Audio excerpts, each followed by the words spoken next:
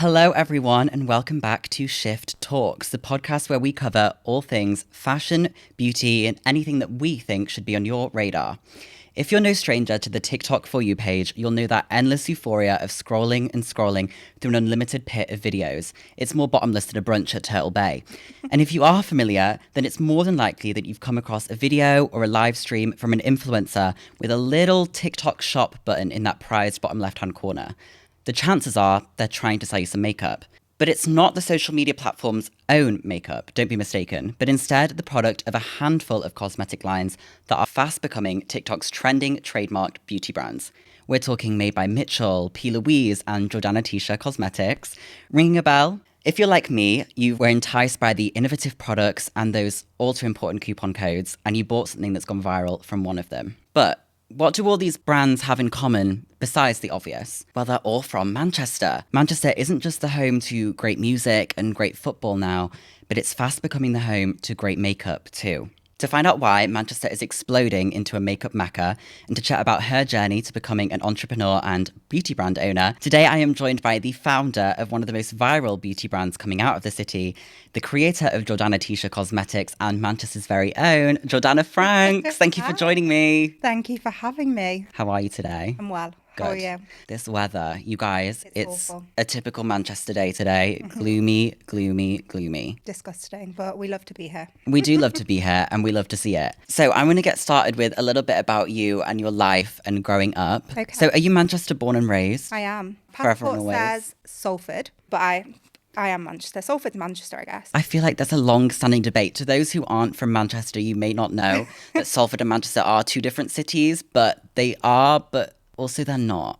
I don't know. It's a long-standing debate. Mancunians will fight you on it for hours, I'm sure, and so will people from Salford. So you were born in Manchester, raised in Manchester, went to school in Manchester. Went to uni in Manchester. And what was school like? Did you have a creative background at school? I've always been very arty. I didn't really embrace it as a skill until high school, where we did art GCSE and A-level. So that's what I did. I did fine art for A-level. What did you specialise in fine art? What were your favourite mediums? Oil paint. I liked it on like a wood or a really soft background. I didn't like it on canvas. I liked it on like oil paper or wood.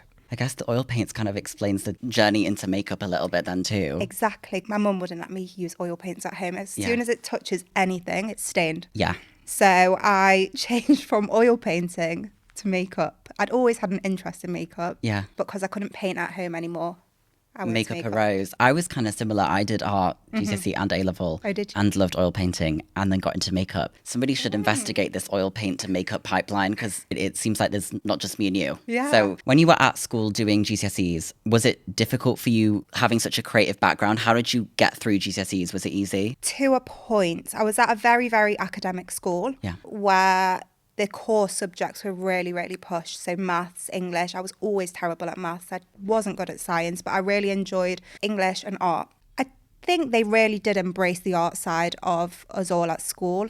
We had the most amazing art department and graphic department, and the teachers were incredible and just really, really pushed us to find our own art styles and stuff like that. So it was fantastic. However, when it came to applying for uni and career thinking, I didn't think of art as a career. I know there was a few girls in the year above me that did art at uni, but I just didn't see it as a career. I think because that academia was pushed so much, I just thought I had to do a business degree or something like that and use my brain. Even though art is a skill, I just felt like maybe it wasn't a viable career. Do you feel like school didn't almost like support you in that or give you that right framework? Because I always say in any aspect of life, whether it's A-levels or uni, doing what you enjoy is going to elicit the best outcome because it's what you're going to pursue most and put the most effort into. Yeah. Do you feel like that was kind of pushed at school? I think it was more so the academics. They really did embrace the arty side of us and really pushed us to our limits. I think seeing other people go to uni, everyone was doing academic degrees. So I just went with the crowd, was a sheep, and thought that's what I had to do. When I was growing up, I thought maybe I wanted to be a fashion buyer or something, which is in the arts area, but it's also business. So it is academic. So I thought I just had to get an academic degree. And I feel like when it came to applying to uni, it all just got thrown on me all at once. Yeah. I didn't think about it for months in advance, and I am not good with change. So as soon as it was like, right, you need to write your personal statement and apply for uni, I was like, oh my God, what shall I do? Yeah, it comes about so quickly. I remember when I was doing it, I applied for fine art at uni, did all my interviews, and then got through the summer, and it was COVID then. I just realized I didn't want to do fine art before COVID, and was like, right, I'm going to do a foundation year in art and figure out what I want to do in that world, whether it be fashion, art, or anything. And I'd applied to Central St. Martin's and got in. Wow. And I remember I was on holiday in Italy with my parents, and I just had this massive breakdown where I was like, I am not ready to move to London. I am not ready to do all Sound that. exactly like me. Like, do you relate to that? Yes. So that was my dream to go to Central St. Martin's, but I don't know why I didn't pursue it. And then secondly, I was actually meant to go to Birmingham University to study business, and I got my A-level results, was over the moon with my results. I did way better than anyone expected me to do. I remember opening my envelope and it was my dad with me. Yeah. And all the teachers knew, and they were looking at me. And my dad just saw the results and he burst out crying. I've never seen my dad cry before. Oh my I think God. I just took them all by surprise. But Yeah. I was over the moon with that. And then the day after, I was like, oh my God, that means I have to move away in a few weeks. Yeah. I'd been accepted to Birmingham, had my accommodation, had everything, hadn't applied to Manchester University. I was like, I'm not going. I love being at home. I am not going. And I ended up going through like clearing and stuff to get into Manchester because I just thought of moving away. I was the same. I was like, it was this daunting feeling of like, oh my God, this is It's like, all happening grow up. so quickly. Like, and so I changed and went to MMU for my foundation year Right. instead. So we're very similar, I feel, in that, spirit. like, yeah, oh my gosh. What course did you do at Manchester then? Business management. So was that the same that you were going to do in Birmingham? Right. Yes, it was. And then how was uni for you? Horrible. Really? I hated every single second, and I actually ended up dropping out in my final year. Really? Why? What happened at uni? Why didn't you enjoy it? I lived at home for one. I'm such a home bird. Like, even as a child, I hated sleepovers. Yeah. I'd have everyone sleep at my house. I would never stay out. So I didn't make that community there. I'm not much of a partier. I'd lived in Manchester my whole life. I didn't feel the need to go and move to Fallowfield and be in accommodation there. Like, I went to school in Fallowfield for I was the whole just going of to high say, school. we both went to school in Fallowfield, Exactly. so we both know. Fallowfield, again, if you're not from Manchester, is the student hub, but it also happens to be where we went to school. So I feel like when you've done it for like 7 or 8 years, I was like, I don't want you to be have here. no desire to go back there again. So yeah, I didn't want to go into accommodation, and I'd save money by living at home. Yeah. So I didn't make any friends in terms of being in halls and stuff like that. I made a few friends on my course that were lovely, but just didn't fully connect and make a group of friends there. And I always felt like a bit of an outsider. I'd turn up dressed like this, and everyone else was like proper that uni look. That uni like look. rolled out of bed Yeah, look. gosh. And I was there in like full pink and all of this. I was like, I just do not fit in here. I don't like that uni look. That uni look of pajamas and a hoodie. It's like, Don't it get works it. every now and then, but it's like, put in some effort. I go to fashion uni now. So, I mean, it's kind of Chic. everybody dresses up. And we just moved to a new campus where everybody is on the same campus. Before we were all dotted around London. Oh, that's so now good. it's like a little bit of a competition every day. Fashion show. But, you know, trying not to let that get to me too much, because I feel like it can go both ways, where you like isolate yourself from being too fashionable. Yeah. And then isolate yourself from not doing enough. So it's finding that balance, I guess. Yeah. But so how did you decide to come to the decision to drop out of uni then in third year? So first year I found hellish because it was the foundation course of it. So you had to do anything to do with maths. I had to do like quantitative something, and I Oh my gosh. hated it. So that was a struggle. Second year I got to pick my course subjects a bit. Didn't enjoy them, but just powered through because I thought, what am I going to do? I need a degree to succeed in my life. And during that first year, actually, I started doing makeup just on the weekend. So I had a creative outlet. I was so bored at uni, hated it. All my friends had moved away. I only had my boyfriend and my family in Manchester. So I started in a salon. I actually started in P. Louise's salon. No way. Yeah. And then went freelance and then worked in another salon called Olivia Naylor for about a year or two. And in my second year of uni, I started the business. Wasn't expecting it to do very well. It was just a bit of fun. Yeah. And then it got to third year, and it was literally the first couple of months of uni. And I remember sitting in a lecture, and the amount of anxiety that I felt, I was shaking. I felt sick. And I got in my car that day, rang my auntie on the way home. I was like, I hate it here. Like, it's making me so mentally unwell. Yeah. The pressure of it. And I just hated every single second of it. On that day, I was like, right, I'm going to take a year off. I'm going to do a mental health year. I'll come back in a year. Yeah.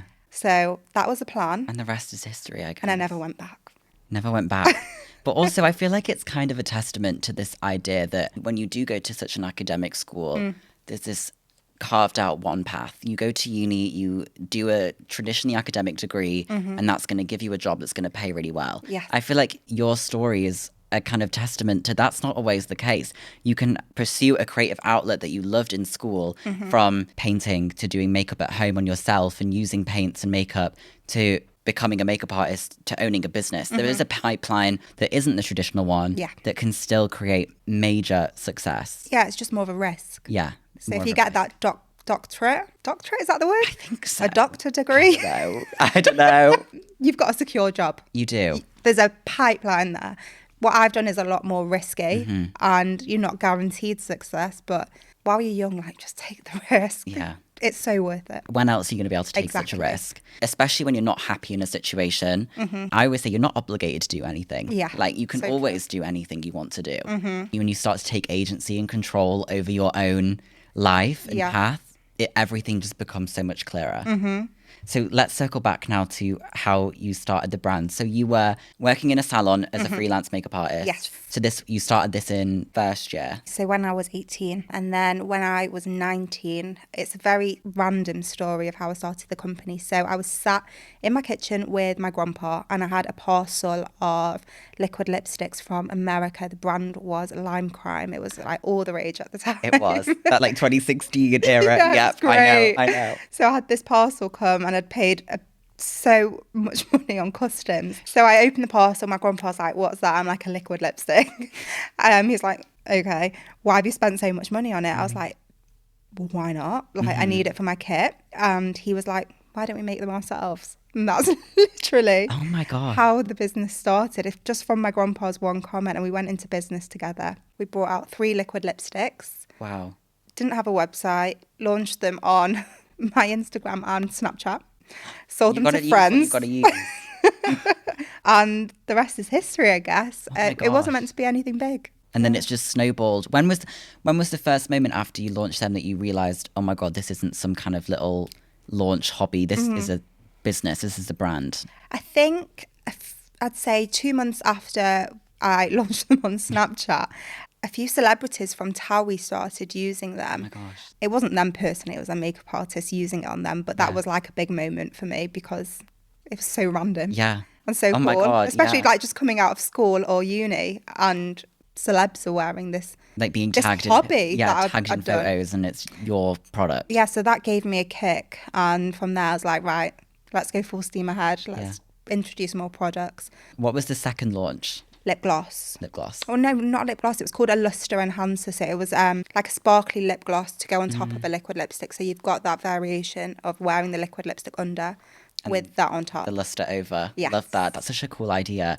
So I feel like at the time, like, that wasn't even really a thing. Like, No, it wasn't really. No. So you found that kind of gap in the market, I guess. That gave me like my niche, I guess, of most of our products are duo products, so 2 in 1. So it's about layering different textures to give you that professional look. Where did that inspiration come from? Being a makeup artist, that's a technique that I'd always use. I'd always use like a creamy product and then a powder product to layer on top so it lasted so much longer. Yeah. So it was like bringing those makeup artist techniques to one single component for a consumer to use to get a more professional look. It wasn't like a strategy. It was just something that I felt I needed. Yeah. So I made I feel like that's the best kind of things, though, in beauty, are when you realise what you wish you had in your kit. Yeah. And I guess, did the experience and the expertise of being an artist, has that helped you along the way in terms of when you're formulating and ideating new products? Having that perspective, has that helped? So my main thing with art was it was never about being precise. I did a lot of abstract oil paintings. I've always been kind of messy with my artistry. So I think using colour and stuff like that has really helped me develop products. And then using my skill of being a makeup artist, like I've never been a makeup artist that seeks perfection and structure with every look. Like, I like it a bit messier. It might not look messy, but to me, I'm not being so precise with putting it on. Like, I think the softer, the better, the more pretty it looks. So that's definitely come from my style of artistry. So when you decided with your grandpa, is he a major role model to you then? Oh, yeah. So he was my business partner the whole way through. He did like the business side of the business. I did the art side and like selling and social media. Yeah. But he had always been in business. So he was like a proper guider to me. Because I would never have known what to do on my So was he a bit of an entrepreneur then himself? Yeah, big time. And he kind of helped guide you on that journey then? Yeah, he kept me on track. There was plenty of times that I was like, right, no one's buying it. Yeah. This is the end of my life. I have no degree. What am I going to do? And he'd be like, just keep going. Persevere. Yeah. Talk me through the production of it then. So how did you reach out to labs and how did you get those 3 initial liquid lips? My grandpa did a lot of Googling and he had a guy that he worked with in China. So what my grandpa's business was, he sourced products for people in the UK, in China. The two of them together did a bit of research and we found a factory in Taiwan and got some samples. But then when it came to ordering, we decided to not go ahead with that just because the legalities of importing makeup, it's a product you put on your face. It was so confusing. Did you find a factory in the UK? So we found a factory in the UK just through Googling and we travelled to them and developed the formula of the liquid lipsticks and just brought out 3 shades. Oh my gosh. So was it a custom formula then specific to your brand? Yeah, it was. Wow. We don't sell them anymore. But that's incredible though. For those who maybe aren't versed in beauty, it's actually probably a little bit abnormal for a brand when they're starting out to produce their own specific formula straight off the bat, especially with not a lot of funding behind them. That's incredible. Yeah. What was the significance of staying in Manchester to do the brand up here? There was no rhyme or reason to it. I just didn't want to move away. Didn't want to leave. You just didn't want to leave. Yeah, Manchester's always been a great place for the beauty industry, I'd say, especially at the time that I started. So makeup was blowing up on YouTube and Instagram at the time, and there were so many makeup artists in Manchester. Every girl, if they were going out on a Saturday night, was getting their makeup done. Yeah. So it was just a really good place to be. So it didn't even cross my mind like I'm going to move somewhere else so my business can do well. Like, it's just going to do well here because it's beauty central. I mean, we take beauty seriously up here. Yeah, it's like, glam. Would you say that's the reason you've stayed then in Manchester, even since the success of the business and all of that? I think I'll always stay. It's home. I love it here. Yeah. I love the people. I love knowing the streets and not like feeling lost. You're like not just getting walking maps around. up on my phone. And exactly. I just love being here. And I think the people in the industry here are lovely. There's no reason for me to move away. Who is it in the industry that's here then? Because I think Manchester is becoming such a beauty hub. There are so many brands that... There's loads. Really? Yeah, we've got like a big group chat with all of us. There's Made by Mitchell, so Mitch from Made by Mitchell. There's Dole Beauty, so Danny and Sam from Dole Beauty. Pink Honey, Liv from Pink Honey, Coco Cosmetics. Chloe's based in the Lake District, but she's always in Manchester. Yeah.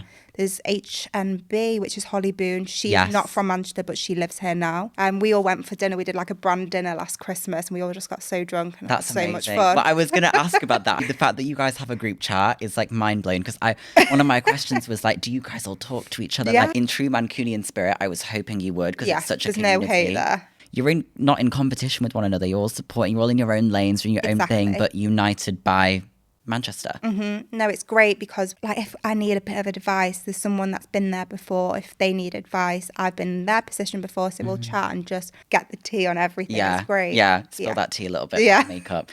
I found it interesting as well that it isn't a wholly new area for beauty. Look Fantastic and Beauty Bay are obviously both based in Manchester, so it has that aspect of kind of being a e-commerce beauty hub and kind of sowing the seeds of it being a beauty hub. Why do you think there's now so many influencer or indie or smaller beauty brands coming up in Manchester? Why do you think that is? I think just because we love makeup and love looking good, and all those guys that I was just speaking about, we were all coming up in the same time in about 2017, being makeup artists, a lot of them, and being in that social media world. So I think we're all just like maybe well versed in beauty and being so immersed in the background of it, like the YouTube, watching all the YouTubers years ago. We've all been brought up in it. So I think just the love of beauty here is probably like a breeding ground for makeup brands or something. I think there's so a lot too. Like having lived in both Manchester and London now, when you go out on a night out, Manchester, in the north in There's a general, stark contrast. I don't want to like generalize, but the north in general, but specifically Manchester, we do go all out. Like it's cut crease, it's smoky eye, it's highlighter, blush, full contour, Heels. baked heels. In London, I find a lot of people go out in trainers, They and I'm like, do. I love a heel. I love always feeling go out in a dressed heel. up. I go out in a heel in London, and everyone is always shocked. It's like I've just like walked on the moon or something. It's like the craziest thing. I went to London a few months ago. I went on the tube in rollers, and people were looking at me like I know. I just landed from a different planet. Literally from Mars or something.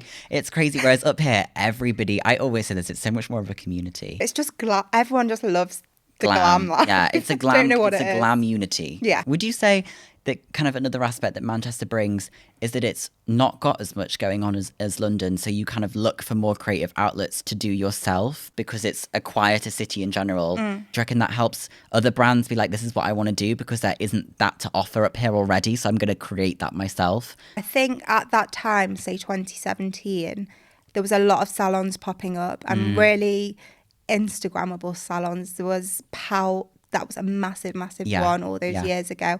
And I think that probably got us to this point now of there being so many brands because we grew in the time of these creative salons popping up, social media really growing. Yeah. And I always say I'm a bit bored at weekends, like there's nothing to do. I don't want to go on a walk. That's so boring to me. I go to the Trafford Centre, I go to town. Like my only hobby is shopping and doing makeup. So I'm bored. Same. So having that thing to look forward to at the weekend of going to a salon, getting your hair done, getting your makeup done, chatting, having a gossip with everyone in there, I think that probably instilled in us the love of the beauty world. It's like a breeding ground of like Manchester being a beauty hub because everyone loves to go out. Like we're kind of pioneers of beauty in that way. You guys all working at salons, so being so into makeup, knowing your techniques, knowing what works and what doesn't work and what you would want to do if you had a brand. And then just in general, it being such a fun city and also facilitating that creativity by there not being much else to do. There's only so many times you can go to Trafford Centre. So I feel like that's kind of like the breeding ground for why it's happened maybe. For me, I always wanted to have a business or something. So it was just like the next step, I guess. Yeah. Am I right in thinking you always had that business side and that creative side and you just wanted to merge them and fuse them together? Unintentionally. But yeah. That's so exciting though that you took something unintentional and have built an incredibly successful brand. Thank God, I don't know what else I'd be doing if I wasn't doing this. This is a fun question. What would you be doing if you hadn't done this? Oh, maybe try to be an influencer, but I'd be the worst influencer. Like I love watching other people do it, but me, I'm so awkward. I'm like, I think I'm maybe too old for it. I don't know. I'm in that stage where I just do loads of pieces. Yeah, no, I'm the same with like the Pout. So maybe that or something I'd say something in fashion, but I don't think I would. That was when I was younger. You said you wanted to go into kind of fashion buying and stuff. What parts of fashion did you love the most? I was drawing from a very young age. I was drawing like designs of clothes, really rubbish ones. But that's what I used to do. I'd go to my grandparents at the weekend, sit with a book and just draw outfits. I'd love to do that. So I used to say I want to be a fashion designer. Then it got to about high school and I was like, I don't think I'm skilled enough for that. But I've always had my own sense of style. Like I've never tried to dress to the trends. I love fluff. I love leopard. I love fun stuff, but that's on trend, but very uniquely me. I love a shoulder pad. I love a puff sleeve. So I've always been so into my own personal style and not trying to fit into a box that way. So I always thought fashion maybe was for me. Do you think now that personal style and that kind of not following trends is reflected in the makeup brand? Because I know the duo products aren't something that were on the market really, and the packaging is super fun, super vibrant. Did you try to put yourself into the products? Yeah, I like cutesy, I like girly, so I wanted it to be really, really girly looking. I went for a lilac-y pink with all the packaging, which it wasn't a mistake, but oh my God, it's a pain because it's this very specific Pantone shade. Really? If you have a black branding or white, so easy. But anything off those shades is like a nightmare. But yeah, that's true to me. It's just having that girly fun. I love that. I love Hello Kitty. I love things like that. Are you really like still, even now with so many products out and 8 years down the line, are you still at the front being like, this needs to be this way, or like the packaging needs to look like this still? Are you still injecting yourself into every product? Oh yeah, I develop every product. I don't really have help with it. Amazing. It's just me, myself and I have my team that like gives input, but the actual product concept always comes from me, and I'll say exactly how I want the packaging and stuff like that. So we spoke about the Duo products. Yes. I want to chat a little bit now about their success. Okay. And specifically on TikTok. So when did you get on TikTok? Oh my gosh. During COVID, I started using it personally. We'd always been an Instagram-based brand. We got our following. Everyone I feel like, it at was that time. Just me at the time.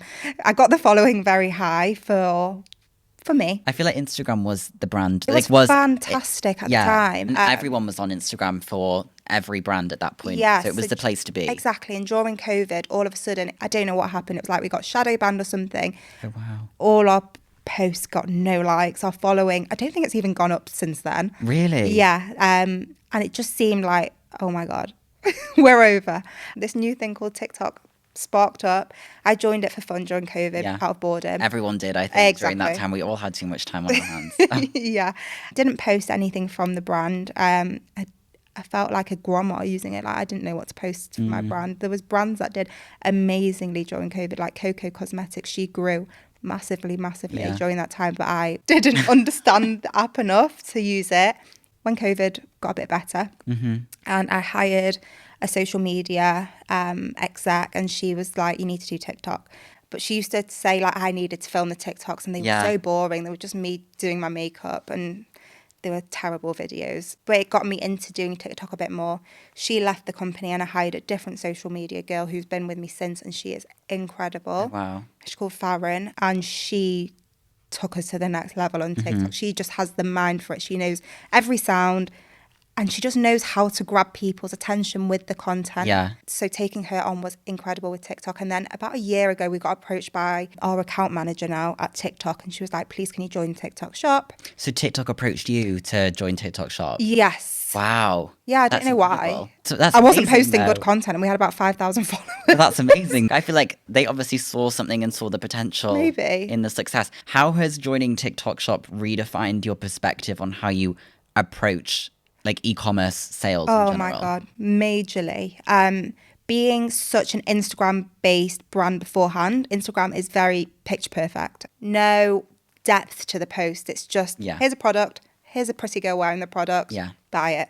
But with TikTok, it's allowed us to show the personalities of the staff at the brand, the behind the scenes of the brand, how we develop products, like a day in my life, people just getting to know the people behind it, people connecting with us. And it's changed the absolute scope of the business. Like people buy into people. Yeah. If they like you as a person, they'll buy into your brand. It's humanizing. It humanizes them. It's just been incredible, and it's so much fun. And we've really built a community with it. It's like we've got friends. Yeah. I want people to feel like they're friends with us, and they're not just looking at a boring brand. Yeah. It's not like shopping 10 years ago where you just go into a shop and just buy something that lacked personal stuff. Yeah. Like, I don't know who the owner of... I'm not even going to say any names because I don't want to get cancelled. I don't know who the owner of prestige brand, is. I don't know it. No. So it's just giving that connection to the consumer is incredible. I also feel like that might be why a lot of these Manchester brands are doing so well, is because the owners are front facing on social 100%. media and have such incredible personalities. If you say so. But I feel like it's true. The front facing people get to know the brand. 100%. Would you agree? Definitely. People like to know us. It's been incredible. It is all those brands that have front-facing business owners, actually, that are doing well. Or not even just the business owners. Some of the staff are very front-facing. And all of those are still the Manchester-based brands. Yeah, they are. So it says something about Northern Charm. It does say something about Northern Charm. Yeah, people can't resist their Mancunian. Do you think TikTok Shop has facilitated beauty brands to grow quicker? 100%. They have like beauty sections, and you have an account manager if you're a brand that they approached, or maybe if you're a big enough account. I don't know how it works, but having that direct point of contact with someone at TikTok is incredible. So I have an account manager called Emily. I absolutely adore her. She's like my bestie. She sent me a voice note today, and she ended it with "love you." Oh my gosh. This is amazing. Emily at TikTok, we love you. She's the best. But having that kind of person helping you and facilitating the growth. It's not like they're giving us money and being like, here's ads, just add money and stuff like that. It's not even that. It's just them being able to give coupon codes and stuff like that. And that's really helped. Does that affect how much you turn over as a brand? No. So with the TikTok coupon codes, obviously we're giving a cut to TikTok in terms of a TikTok commission, which is a very small percentage. Yeah, it's not much. No, but then the coupons, if say you're like a new buyer and they give you a 20% off coupon code, that code is from TikTok. It's not from us. TikTok covers that cost? They cover it. Wow. So they really want these small brands to grow. They just facilitate you to do well. Oh my gosh. They're incredible. And it's amazing. Such a nice change. I don't want to slate Instagram. I still love Instagram. Yeah. But if we ever had a problem, say, with that thing that I thought was a shadow ban, I had no one to speak to. I couldn't fix it. So if something went wrong, my whole business could die. Yeah. But with TikTok, like, I've got a point of call. It's so fantastic. I love it. And what does the future hold for Jordana Ticia Cosmetics? Well, I went to a psychic yesterday. Did you? A psychic? I love a psychic. No, I'm so intrigued. Oh, I love a psychic. Tell all, spill. Oh, I've wanted to go to him for years. And my mum's like, he's very scary. Is he in Manchester? Yeah. You might have to text me the details after this. He's an old man. He's known for being like brutal and scary. Really? But I went in and he was so nice. And he was like, you're going to have an amazing life. Your business is going to do amazing. He's like, do you want a Porsche? I was like, yeah, that's my dream car. He's like, you're going to get it. God. And stuff like that. So it's just onwards and upwards, I guess, according to Jimmy the psychic. Well, Jimmy, we should do another podcast in 5 years and we'll see if Jimmy was right. Yeah. But I have hope that Jimmy will be right. I have very high aspirations. I'm very driven. I'm full of creative ideas, I think, of products. I think the main thing is new product development, especially with TikTok now. Like, people are dropping things every single day.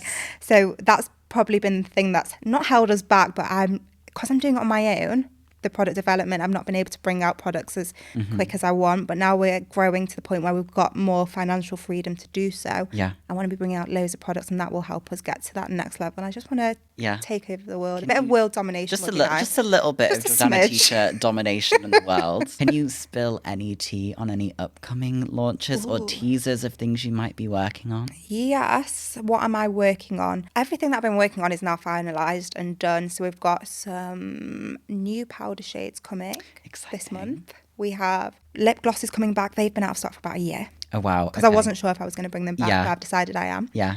And then we have another product shade extension in December. Exciting. And then I have nothing planned for next year. So I need to get on it. A clean slate, though, for inspiration for 2024. Yeah, I'm going to Hong Kong next week to a makeup, what they called, an exhibition? A convention? Convention exhibition. Is it like loads of different like factories with their products and stuff? That's where I'm going. Just for some inspo and just to connect with, we've never worked with factories in the Far East really to make products apart from eyelashes and powder puffs. We've never actually had like the formulations there. I don't know if I'm going to change it to there, but just for some inspo we're going, and hopefully I'll come back with some fresh ideas. With some ideas. Yeah. I can't wait to see what Jordana Ticia Cosmetics will release next, and I can't wait to see what you do next. It's so exciting to know that there's other paths in life 100%. Than just academic, and I think that's like the big lesson and big takeaway is that you can really pursue your passion. Your passion can be your career. 100%. And I feel like people, especially at 18 years old, you're sent off to uni. Who knows what they want to do at 18? So just embrace what gives you joy. And you might be able to create a career with it one day. Like, don't give up on it. Keep going. Even if you're not going to make money from it, just to have something you enjoy. If you have a passion for something creative and you want to become an entrepreneur, what's the first step somebody should take? Just go for it in terms of putting action into it. If you want to paint. If you want to do makeup. But also use social media to the best of your ability. Like, post it, get it out there. Don't be shy. The fear of other people judging you holds a lot of people back from taking the next step with things. I honestly couldn't care less if people judged me in that minute. Attitude. Exactly. Best attitude. So just go for it. Like, who cares? Amazing. You'll be the one laughing in a few years if you're doing amazing with your hobby. Such good advice for our listeners. Thank you so much, Jordana, for joining us today on Shift Talks and chatting about all things beauty and life and Manchester. And we will see you next time on Shift Talks. Bye, guys.